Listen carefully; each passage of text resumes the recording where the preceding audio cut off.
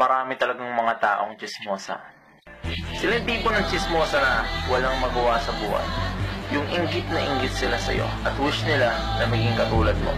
Kaya ang ginagawa nila, sinisiraan nila yung taong kinakaingitan nila para sa ganon, pumandagan na yung pakaramdam nila sa masirap nilang realidad. Sila yung mga tipo ng tao na mahilig mag-usapan yung buhay ng iba na akala mo napaka-perfecto ng buhay nila. Minsan inaalam lang nila yung mga bagay-bagay na pwedeng ikasira mo. Walang ibang inatupag, kundi makipag-chismisa sa kanto. Ganyan ang palaging eksena, kundi manira ng ibang tao. Wala namang mga sakot, pero masipag makipagkwentuhan. Di na kailangan ng dyaryo pag sila ang kapalitaktakan.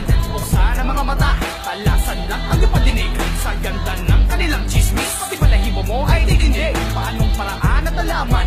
Anong ginawang pasusuri? Walang imposible sa mga chismosang malakas manirang puri. Ano mang uri ng senaryo ay kanilang napapaganda. Kaya pag may nagawa ka ng mali, bukas siguradong headline ka. Sa mga kwento nilang walang bawas, bagos kanilang dadagdagan pa. Kilala direktor sa pelikula, pag sila ang gumawa nakakamangha. Kung hindi matanda, papabata, may asawa man o dalaga, pwede kang sumali sa kanila basta meron ka chismis na daladala.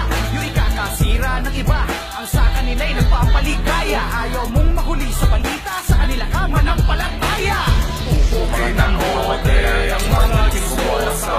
Pupukin ang bote, pupukin ang bote, pupukin ang bote, ang mga chismosa. Sila yung tipo ng chismosa na walang magawa sa buhay.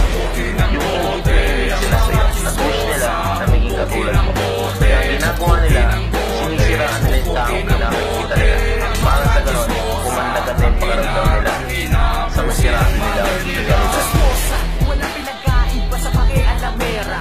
Ang buhay ng iba'y inuungkat at inuusisa. Ganyan kapag kamema, maging sa social media. Komento agad, react na sagad. Ganyan sila mamok sa todo, wasak na sa kapwa kahit di pa alam ang istorya. Kung saan ba nagmula, malamang inggit lang ang mga putya. Nang pusang inoblacks, ba't di na lang magpatot na sa wetpacks? Kayo ng bahay tain nyo'y bumunwa. Walang basihan ang pinagmula ng storyang haka-haka. Na mga mali ng mga tangang chismosang bara-bara. Bidang-bida siya sa kanto, syumi-shady pa ang gaga. Sa makatuwid, walang ginawa, manira lang ng kapwa. At nagmamadali na iparating sa kanyang kachismisan na siya ang magaling. At nagparating, wala siyang kapintasan, gagong-gago. Talaga buhat bang kulang mag-isa, walang pakisi, tarantada kahit magkusa ang iba ng ina. Pupukin ang bote, ang mga chismosa.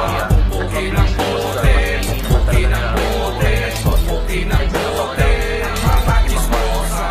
Sila yung tipo ng chismosa na walang magawa sa buhay. Yung inggit sila sa'yo at wish nila na maging katulad mo. Kaya ang ginagawa nila, sinisiraan nila yung taong kinakikita nila para sa ganon, pumandagan na yung pakaramdam nila sa masiraan nila realidad.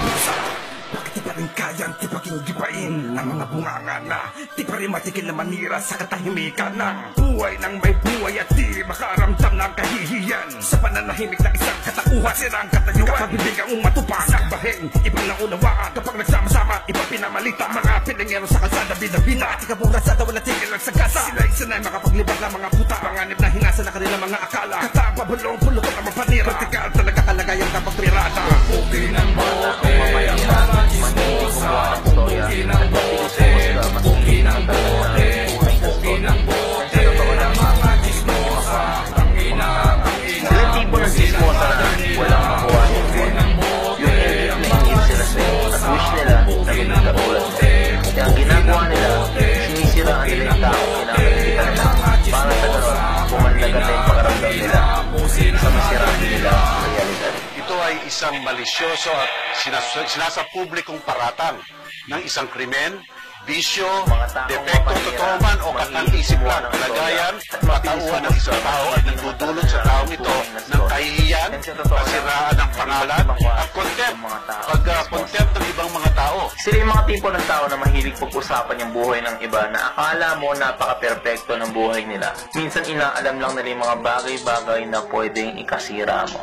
At sisiraan ka nila at sasabihin lang nila, sa atin lang to.